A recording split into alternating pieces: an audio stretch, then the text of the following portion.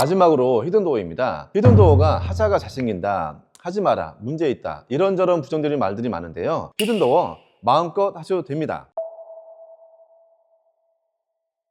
안녕하세요. 디자인 소금의 양승월 실장입니다. 흔히 방문, 욕실문 이런 도어를 고를 때 색상이나 손잡이 정도만 생각하시는 경우 많은데요. 이것을 모르고 도어를 선택하면 두고두고 후회할 수 있습니다. 제가 좀 찾아보니까 히든도어 해라, 하지 마라, 이런저런 도어 관련 영상들이 많더라고요. 그게 문제가 아닙니다. 도어는 단순히 문이 아니라 벽면의 일부라고 봐야 해요. 30평 아파트에 방과 화장실 문을 포함해서 고용부에만 5개 또는 6개의 분절 라인이 생기게 되는 거거든요. 그런데 이 문들을 각각 다른 디자인으로 하게 되면 어떻게 될까요? 시야에 가장 잘 들어오는 고용부 벽면 자체를 망치게 되는 겁니다. 저는 지금 강남에 있는 영림 쇼룸에 나와 있는데요. 도어의 종류부터 손잡이 그리고 하드웨어까지 이 영상 하나로 끝낼 수 있도록 제가 자세히 설명드리겠습니다. 먼저 도어를 구성하고 있는 요소를 반드시 아셔야 합니다. 도어는 문짝, 문틀, 손잡이, 경첩, 그리고 댐퍼나 도어 스토퍼 이런 여러 가지 하드웨어로 구성되어 있습니다. 문짝과 문틀이 한 세트인데요. 기성제품 규격은 문짝 좌우폭 800에서 1000, 높이는 2000에서 2200 정도가 보편적입니다.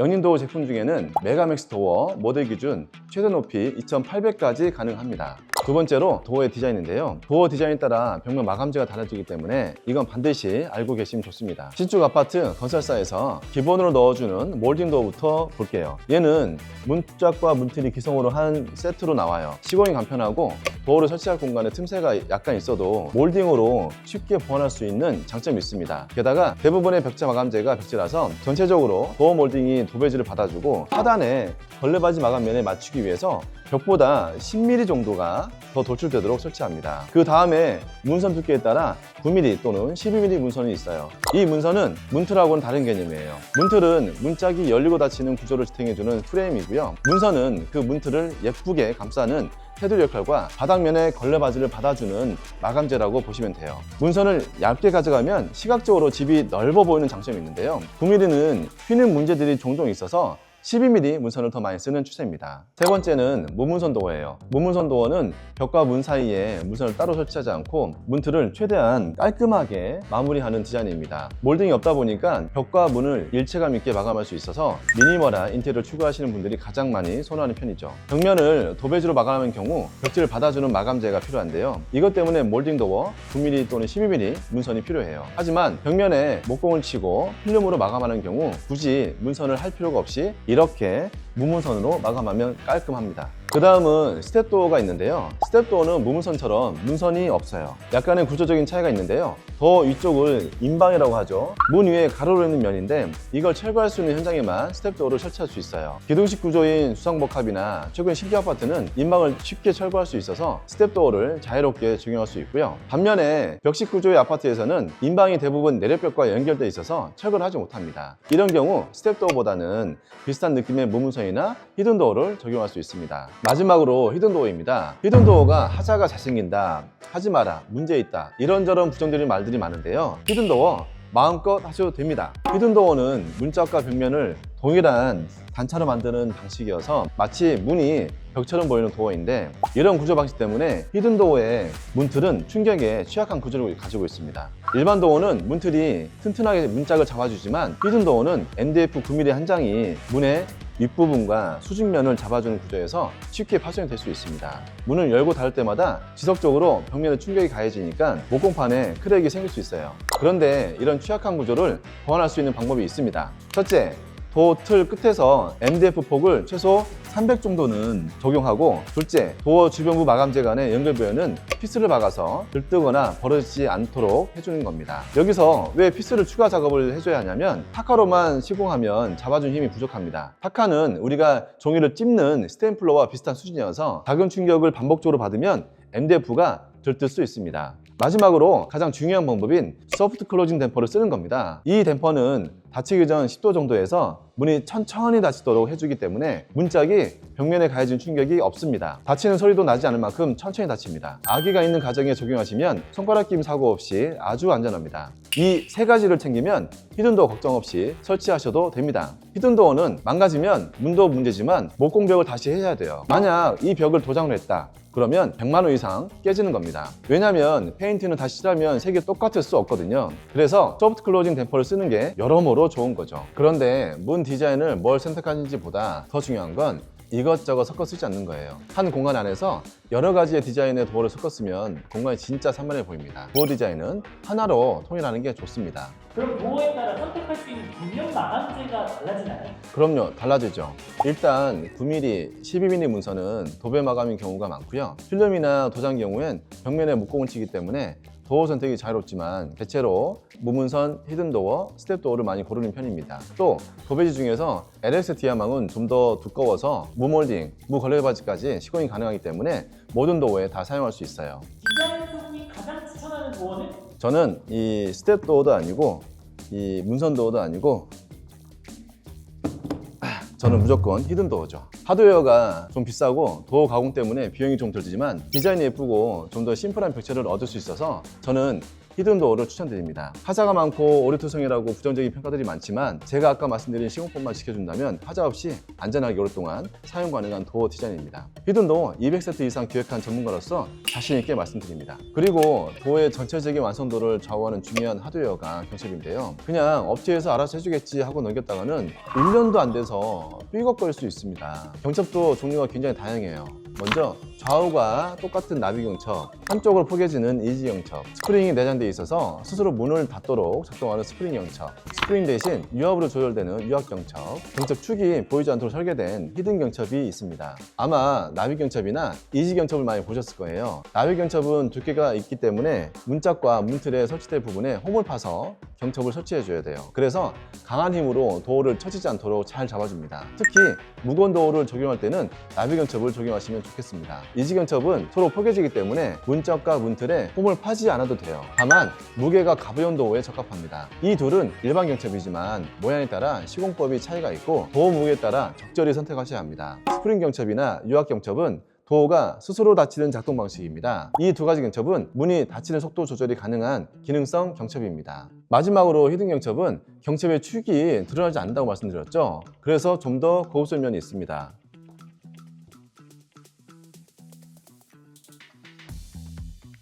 히든 경첩은 경첩의 축이 안 보여서 깔끔하게 시공할 수 있는 장점이 있습니다. 근데 히든 경첩은 가격이 좀 비싸요. 최소 하나에 2, 3만 원대입니다. 일반 스텐 경첩이 만원꼴이니까 두세 배 정도 비싼 거죠. 경첩이 도어 하나에 3개 들어가거든요. 아파트 30평 기준으로 문이 5개 정도 된다고 치면 히든 경첩을 했을 때 한 45만 원 정도 비용이 더 발생하는 거예요. 하지만 깔끔한 인테리어를 원하시는 분들에게는 필수 인테리어 자재입니다. 그리고 경첩을 쓰실 때는 소재도 꼭 신경 쓰셔야 하는데요. 경첩 소재가 철과 스테인리스가 있습니다. 철은 부식과 하자가 생깁니다. 욕실같이 수분이 많은 공간에는 녹이 날 수 있어요. 그래서 꼭 스테인리스를 하시는 게 좋습니다.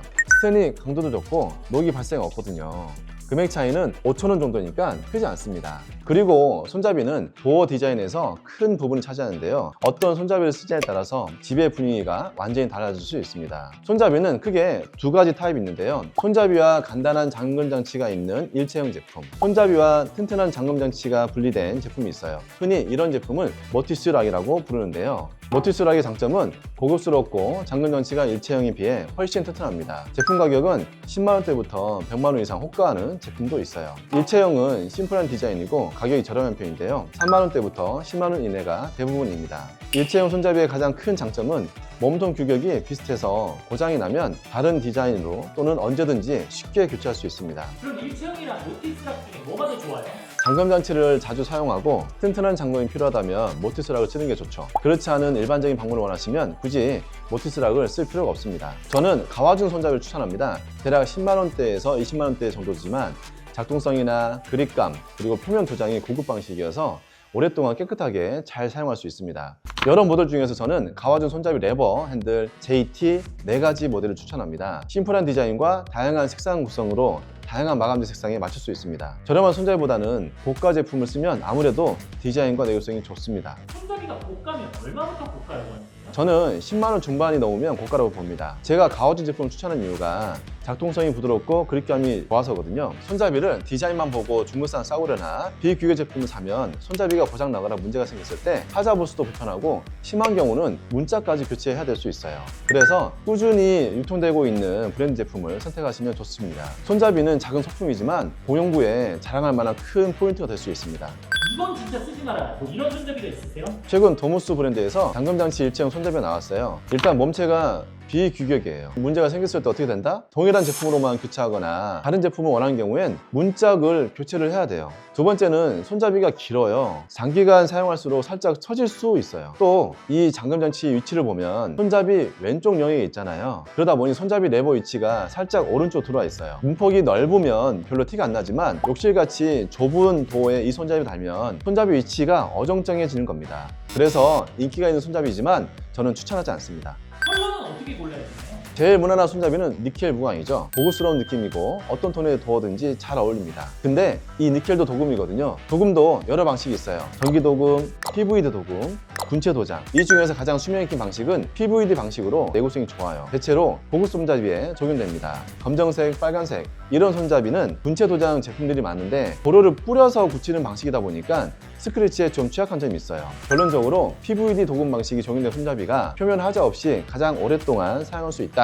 이렇게 말씀드립니다. 마지막으로 문해에서 가장 중요한 부분이 문짝입니다. 기본적으로 겉면의 표면 재료가 무엇이냐에 따라 멤브레인, ABS, 물유목 도어 분류할 수 있어요. 우리가 일반적으로 실내에서 쓰는 도어는 멤브레인 도어예요. MDF에 필름으로 마감해서 다양한 질감과 무늬를 나타낼 수 있습니다. 평활도와 내구성이 좋고 변형이 적어서 주거 공간에 기본적으로 들어가는 도어입니다. 그런데 단점으로는 무게가 무겁습니다. 이 도어에는 가급적 스텐 소재로 된 나비 경첩을 쓰는 것이 오랜 기간 동안 하자 없이 잘 사용할 수 있습니다. ABS 도어는 도어의 겉면에 플라스틱 소재로 마감해서 가볍고 습기에 강한 도어입니다. 습기가 많은 환경 혹은 화장실에 반드시 적용해야 합니다. 이런 도어는 가벼워서 이지 경첩을 사용해도 충분합니다. 다음은 무늬목 도어인데요. 이건 표면에 얇은 실제 나무를 붙여서 나무의 질감을 최대한 살린 도어입니다. 도어 중에 가격도 높고 고급스러운 느낌이 확실히 있죠. 그런데 습기에 약하고 무게가 상대적으로 무겁기 때문에 나비 경첩 또는 고중량 히든 경첩을 쓰시면 좋습니다. 지금까지 도어와 손잡이의 종류부터 디자인과 성능까지 함께 살펴봤는데요. 방문이나 손잡이가 다 그게 그거 아니야? 생각하시는 분들이 계시겠지만 절대 그렇지 않습니다. 도어는 집에서 가장 많이 손에 닿는 부분 중에 하나예요. 특히 손잡이는 마찰과 사용 횟수가 가장 많고 쉽게 눈에 띄는 부위입니다. 예쁜 디자인의 제품을 고르는 것 물론 중요하지만 오랫동안 문제없이 잘 쓰려면 비규격 제품보다는 규격 제품을 사용하시는 게 여러모로 좋습니다. 가급적이면 지금 여기 영님처럼 잘 알려져 있는 유명 회사의 제품을 선택하시는 게 좋아요. 그래야 하자가 생겨도 AS가 원활합니다. 오늘도 끝까지 시청해 주셔서 감사드리고요. 다음 영상에선 더 값진 내용으로 인사드리겠습니다. 디자인 소금의 양성호 시장이었습니다.